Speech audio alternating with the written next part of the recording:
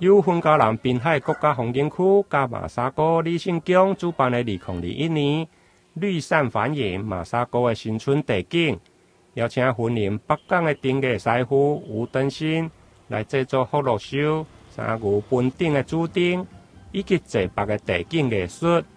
结合马沙哥的3D 彩绘村。目前正伫马沙哥的庄仔内展示，希望吸引游客到场参观。马沙沟3D 彩绘村呢，在我们2017年呢隆重的开幕。那我们总共彩绘呢有36幅。好，那风管处呢来我们马沙沟画36幅3D 彩绘。那后面呢，因为一箭双雕的关系，我们又增加了2幅，所以我们马沙沟总共有38幅3D 彩绘。那结合呢，我们这一次今年扭转乾坤的议题，那我们风管处云嘉南滨海国家风管处呢，那在我们马沙沟做这一系列的花灯，然后还有地景艺术的部分，来结合3D 彩绘跟打光的部分，增加呢我们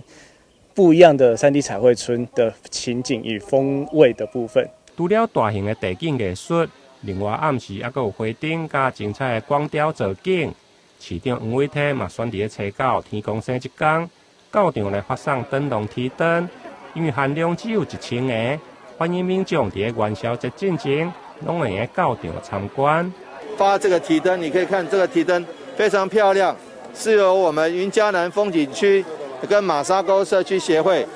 李圣公马沙沟的李圣公李信公管理委员会一起来举办的做得非常非常漂亮，脚还会动哦。所以呢，不过这是限量的这大概只有限量1000个。那我们很开心做了这么精致的这个牛年提灯，我看别的县市都没得比，所以别的人如果要来 PK 的话，欢迎你来，欢迎你放马过来不对，放牛过来都没关系。除了花灯、地景，另外渔村内四界拢充满艺术，有艺术家以漂流木打造的竹浪艺术。